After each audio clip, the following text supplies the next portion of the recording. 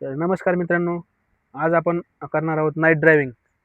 तर मित्रांनो, ही आपली BMW आहे आणि आपल्याला आता इथून पनवेलला जायचं आहे. सध्याला वाशीमध्ये आहेत, आपण निघालेलो आहोत वाशीमधून.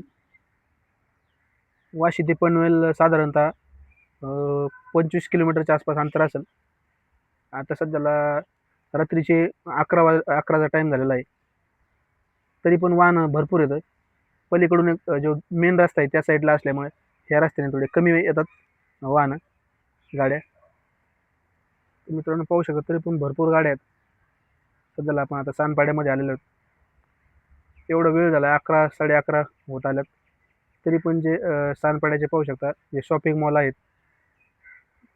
काही वेडिंग हाऊस आहेत इथं, ते सगळे उघडे चालू आहेत सध्याला. ते सगळे फूड रेस्टॉरंट आहेत रस्त्याच्या कडेचे. तर इथून डायरेक्ट रस्ता नाही तिकडे जायसाठी. तिकडे जायचं असेल तर आपल्याला सर्व्हिस रोडने जावं लागतं, पहिलाच लेफ्ट मारून जावं लागतं अगोदरच. पाहू शकता हे फूड रेस्टॉरंट सगळे चालू आहेत. तर मित्रांनो, या रस्त्यावरती कधी थांबायचं नाही, कारण का गाड्या भरधाव वेगाने असतात. साईडला पण थांबायचं नाही अजिबात ह्या रस्त्याने. आणि जे रस्त्याचे जे आपल्याला हे डायरेक्शन दिलेले आहेत, ते योग्य तंतोतंत पालन करायचं त्या दिशेचं. आणि सिग्नल अजिबात तोडायचा नाही, वेगमर्यादा पाळायची. आणि बाईकवर जर असाल तर पूर्णपणे हेल्मेट वगैरे पाहिजे स्वतःच्या सेफ्टीसाठी. मित्रांनो, एकदम मस्त वारं पण एकदम मस्त सुटलेलं आहे, थंड हवा सुटलेली आहे एकदम मस्त. नाईट ड्रायव्हिंगला खूप शौक असतो मित्रांनो. यातले निम्मे लोक आहे ना, फक्त जेवण झाल्यानंतर फिरण्यासाठी येतात मित्रांनो. असं या रस्ते मोकळा रस्ता असतो, या रस्त्यावरती जे फक्त हलक्या वाहनांना अलाउड आहे.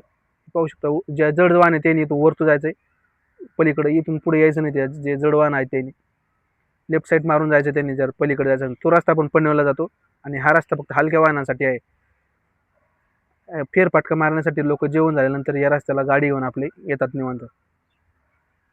तर आणि या रस्त्याचं स्पीड मर्यादा जास्त असल्यामुळे या रस्त्यावर ॲक्सिडेंट होण्याचे पण जास्त चान्स असतात मित्रांनो. हा ब्रिज आहे, वरचा रस्ता पण पनवेल सायन हायवे वरचा, आणि तो जड वाहनासाठी आहे, हलक्या वाहनासाठी.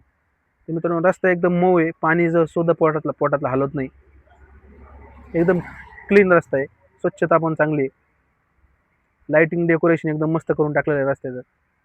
महानगरपालिकेने खूप कष्ट घेतलेले आहेत यासाठी. मित्रांनो, आणि या रस्त्यावरती जे काही ॲक्सिडेंट झाल्यानंतर लगेच पोलिसांना कळवलं तर ₹2000 बक्षीस भेटते मित्रांनो त्या व्यक्तीला.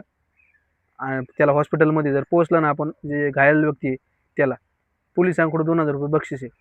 आणि मित्रांनो, हा पाहू शकता, कारवाला याचं एक टायर पंक्चर झालं, 3 टायरवरती चाललाय हा फक्त.